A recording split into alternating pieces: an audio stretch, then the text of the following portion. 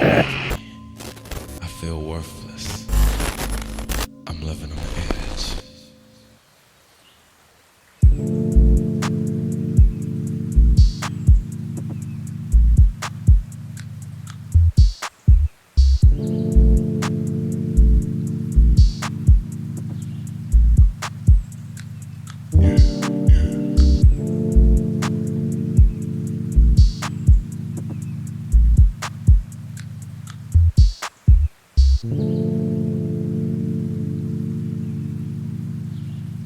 I feel worthless.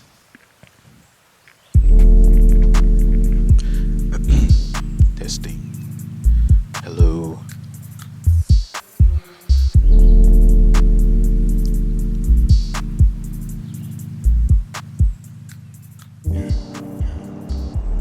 What's going on, guys? This is your boy Street Raw Media, back with another video. And I want to thank y'all for coming back to watch this video because this is going to be my first tutorial for Forza Horizon 4, and it's gonna be a photo mode tutorial. I'm not really gonna go into super detail on how everything works because I'm pretty sure you can just find that out for yourself. But I'm gonna just show you and tell you, the simple way. So right now I'm driving through the city in the Hooligan RX-7, and we're gonna get this thing started. But before we actually get this thing started, for those of you that are new to my channel, please go ahead and subscribe, smash that like button, and comment for any questions y'all might have. Alright, so we're gonna get started off, and we're gonna talk about the shutter speed. Shutter speed is pretty much gonna be the amount of motion that's gonna be within the picture. So it's gonna be from 0 to 100 on this game. Like if it was real life, then it's the lower the number, the more motion is going to show up and stuff like that. But we're not going to get into that. So as you can see here, the lower the number, the car is going to look stationary, like it's not moving. And then once you go up in numbers, then you actually start seeing motion, and that's pretty much it. So so you can pretty much play around with this however you want. Next thing is focus. That's really nothing we have to explain about because it really doesn't. Yeah, all you do is just focus on the car and that's it. Like you could just put it to 0. It doesn't matter. You don't need that. Exposure is going to be how much light you want to, how you want to expose your picture. So if you want your picture to show up a little bit darker or brighter, that's how that works. So yeah. So yeah, the lower, the darker, the higher, the brighter. Aperture, that's gonna be like the amount of blur within the footage, within the image. So I'm gonna bring the shutter speed down so that we can actually see. So if I bring the aperture all the way up, you can actually see the blur, or they say bokeh, or like the creaminess of the picture, such and so. Pause. That's pretty much what that does. So if you want to focus on something specific, then that's what this is for. And I usually don't go too crazy with this. I probably won't go no higher than like 21. And it's only because that's just my preference. All right, contrast. That's pretty much going to be specific parts of the image that's going to be affected by the lights and the darks. All right, so if I was to put more contrast into this image, only specific parts is going to be darker, and then the same if I bring it all the way down, it's just going to make the whole thing milk out. So contrast is mainly for just like if you want to darken specific parts. That's pretty much on this game, but in real life it's different. Color is self-explanatory. The lower the number, black and white, the higher the number, it's going to be more color. Brightness, this is kind of like contrast. but it affects the whole picture. So you go up, it's gonna bring everything to white. Go down, it's gonna make everything into black. I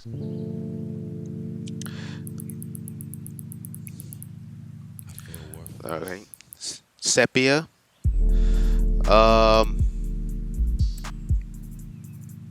Sepia, that's pretty much like bringing orange into the image, like orange, like filtering, I guess. Right, yeah. So that's what that looks like. So if you have a car that you want to make it look like it's a vintage image, then that's what you do there.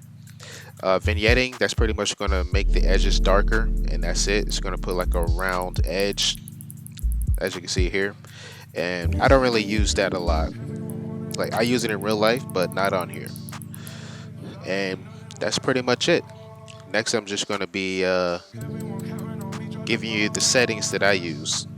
So before you use these settings, I will go to the actual like video settings on the game, and then put your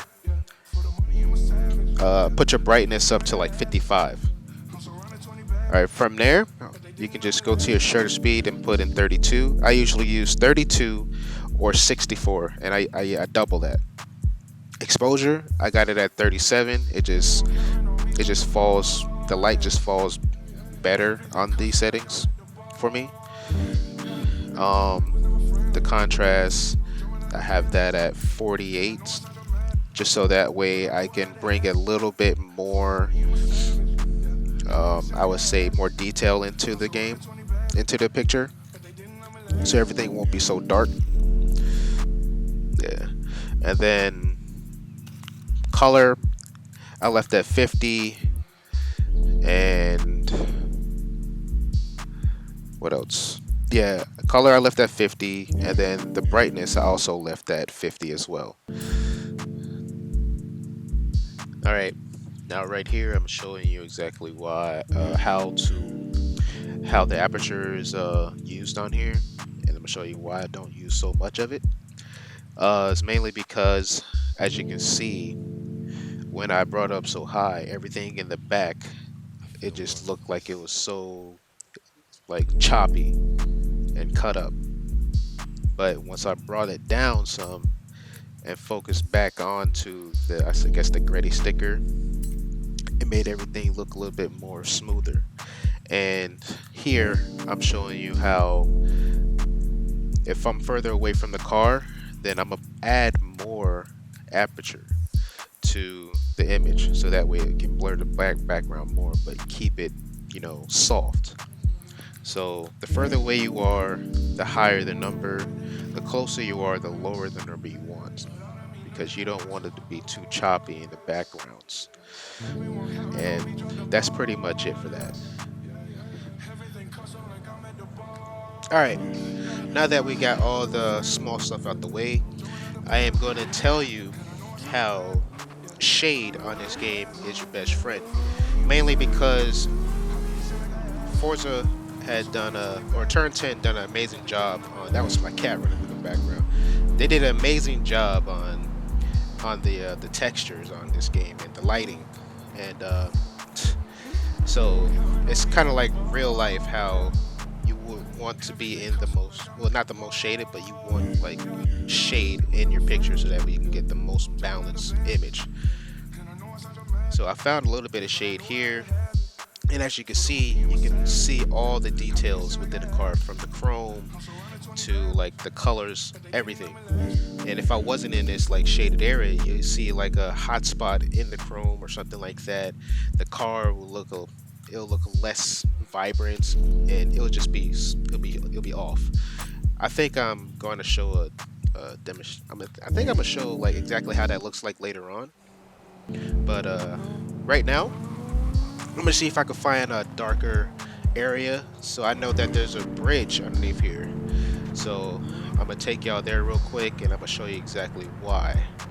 And I'm gonna show you, some other things as well that I do. So I think I'm gonna turn around right here, because I think the light is hitting a little bit better on the other side. All right.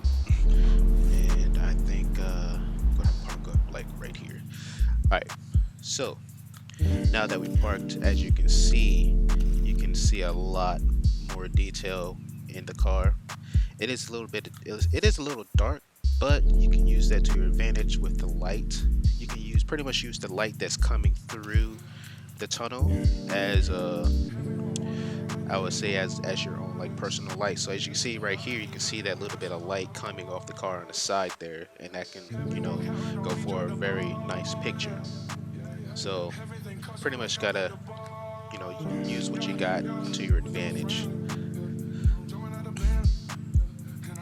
And right now I'm just pretty much just taking some random shots of the car, trying to look for like a good shot. Another thing on this game, which I usually learn to practice in real life as well, is don't be so eager to take a shot. Take your time. Walk around the car.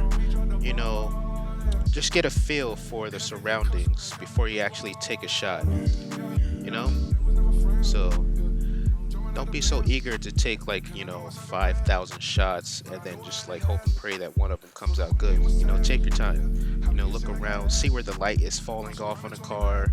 you know get up close, go far back, mid, high, mids, lows, everything.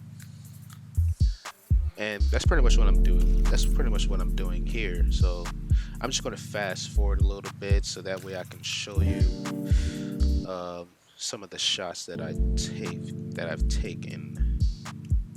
All right, now right here, this is going to be a perfect example of how to use the shade and the light to your advantage. So right now I'm in a shaded area, and right now, as you can see, I am focusing on the back of the car, and you see how the reflections coming off the car, it gives off that really nice detail to the rear tail lights going on to the back of the bumper there.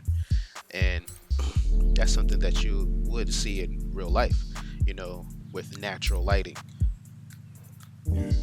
And with the background as well being lit up, it just, it pretty much separates the car from everything else, so that way it kind of gives off that whole vibe of just like being there. That's pretty much what I try to fight for, realism. Even in real life, even though if I'm taking a real shot, I try to keep the shot as real as possible. I don't try to take out a lot of imperfections in photos, because that's what made that picture.